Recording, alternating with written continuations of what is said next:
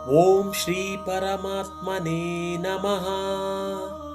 ಭಗವದ್ಗೀತೆಯ 1ನೇ ಅಧ್ಯಾಯ ಅರ್ಜುನ ವಿಷಾದ ಯೋಗ 20ನೆಯ ಶ್ಲೋಕ.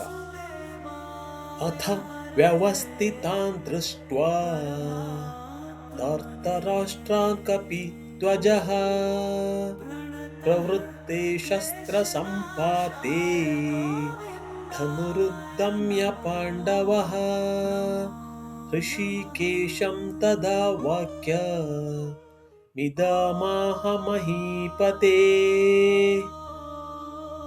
ಮತ್ತೊಮ್ಮೆ, ಅಥ ವ್ಯವಸ್ಥಿತಾನ್ ದೃಷ್ಟ್ವಾ ಧಾರ್ತರಾಷ್ಟ್ರಾನ್ ಕಪಿಧ್ವಜಃ ಪ್ರವೃತ್ತೆ ಶಸ್ತ್ರ ಸಂಪಾತೆ ಧನುರುದ್ಯಮ್ಯ ಪಾಂಡವಃ ಋಷಿಕೇಶಂ ತದಾ ವಾಕ್ಯ ಮಿದಮಾಹ ಮಹೀಪತೆ.